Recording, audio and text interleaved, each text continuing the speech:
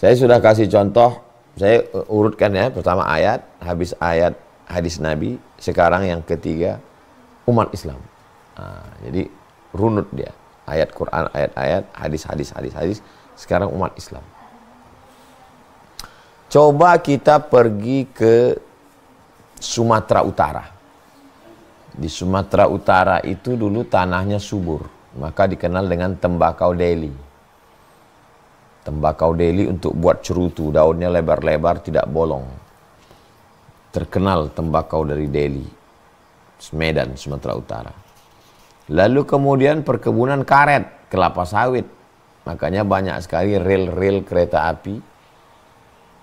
Rasanya di Sumatera paling banyak, ini di Sumatera Utara. Untuk membawa karet, membawa sawit, membawa. Maka datanglah saudara-saudara kita dari berbeda agama. Datang saudara kita yang dari India, Hindu, datang saudara kita yang dari Tiongkok, Konghucu, Buddha. Lalu kemudian datang saudara kita yang dari utara, Tapanuli. Walaupun Medan sebenarnya adalah pusatnya kerajaan Melayu, yaitu Melayu Delhi. Itu bisa dilihat dengan kerajaan Melayu Delhi dengan istana yang tegak berdiri, Istana Maimun. Di seberang depannya ada Masjid Al-Masun. Kalau kita menghadap ke arah masjid, turun kita di depan istana, menghadap ke arah masjid, sebelah kiri, itu nanti kita akan ketemu dengan rumah Chong Api. Dan itu daerah pecinan. Bagaimana mungkin Kesultanan Melayu Islam tidak berperang, berkonflik dengan saudara kita yang dari Tiongkok? Sebagiannya Konghucu, sebagiannya Buddha, Lause.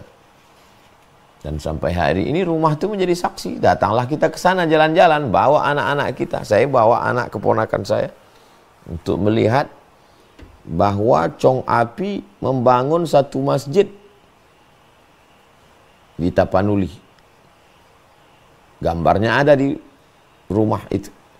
Lalu kemudian beliau membangun satu masjid yang dikenal dengan Masjid Chong Api yang ada di kota Medan. Kemudian pula beliau ikut berkontribusi dalam membangun Masjid Al-Masun. Jadi kalau di total 3. Di Tapanuli, Masjid Chong Api di Medan, dan Masjid Al-Masun, Masjid Raya, itu tidak total tapi ada kontribusi. Karena hubungan yang sangat dekat dengan Sultan. Sultan Delhi. Islam, tidak Islam. Lalu kemudian kalau kita berjalan, ada juga yang disebut dengan Kampung Keling. Dulu orang nyebutnya Kampung Keling. Sekarang sudah menjadi Kampung Madras. Madras salah satu kota yang ada di India. Karena Keling konotasinya adalah orang hitam. Orang hitam selalu dipanggil Keling. Maka image-nya tidak baik. Maka jadi bagaimana di situ ada Tiongkok, di situ ada India, di situ ada Nasrani dari Tapanuli Utara, hidup bersama. Tidak ada pernah orang Batak Islam dengan orang Batak Kristen berperang. Bisa baca sejarah. Carilah, tidak pernah. Kenapa? Karena dipersatukan oleh ikatan keluarga, ada marga. Makanya kalau anaknya menikah, itu sudah saling tahu.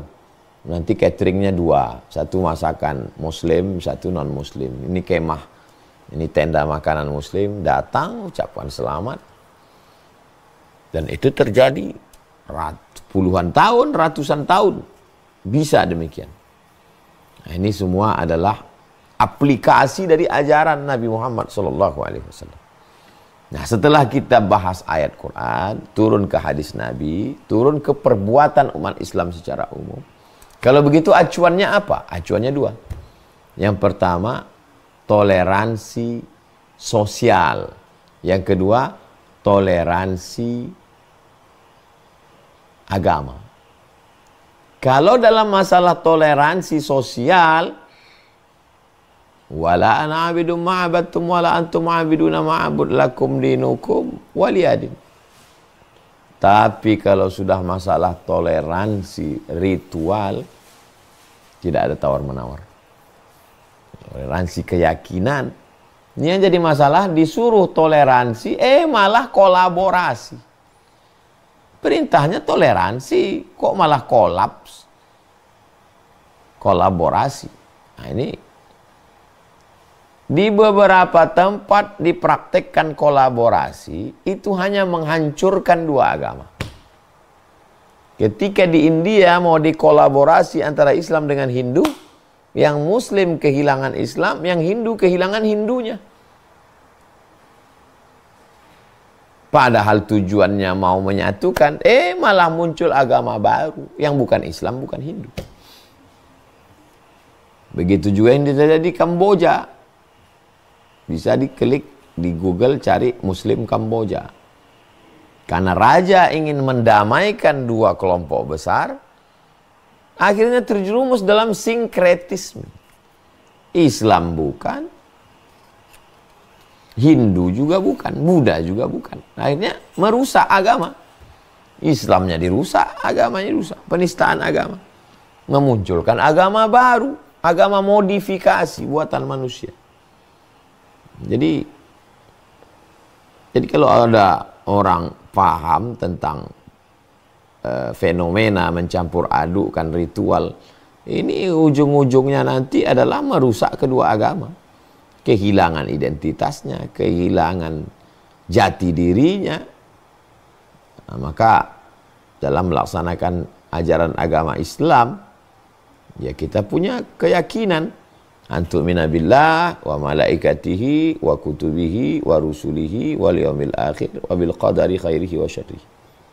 Nah, ini acuan yang kita jadikan dasar dalam beramal.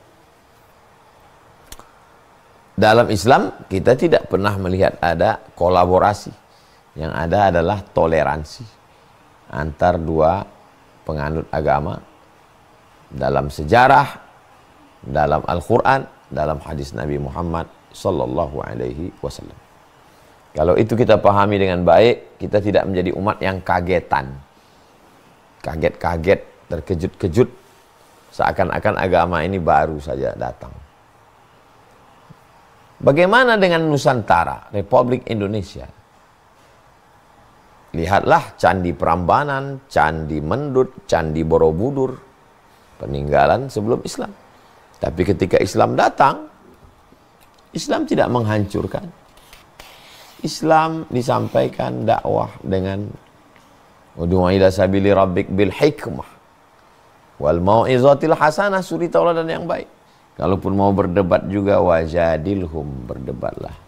Debatnya dengan apa? Billati hiya ahsan. Dengan cara yang terbaik, dengan cara yang bagus, dengan cara yang santun.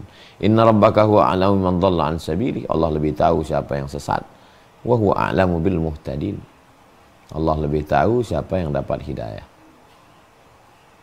Tapi, bukan berarti karena kita menghargai, menghormati dan menerima, lalu kita memotong taring. Islamnya ada taringnya. Jihad, itu taring. Singa itu dihormati orang ya karena ada taringnya itu. Kalau taringnya sudah digunting, dia singa yang lucu. Ular kobra itu disegani ya karena ada bisanya itu. Kalau bisanya itu dibuang, pawang itu tidak punya keistimewaan lagi. Orang akan komen, pawang apa, taringnya udah dicopot. Jadi Islam ini ada jihad, Islam ini ada amar ma'ruf nahi mungkar, bukan berarti diam. Sebelum masuk kantor, sebelum matahari terbit, sebelum keluar rumah, sebelum keluar masjid, itu yang pertama kali dibentenginya itu akidah qul huwallahu ahad Allahus samad lam yalid wa lam yulad wa lam yakul lahu kufuwan ahad.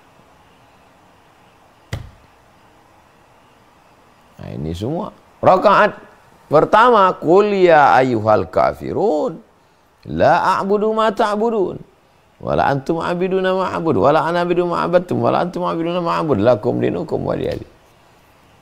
Nah, setelah itu silakan keluar mau ngantor mau kemana, tapi keyakinan yang sangat kuat.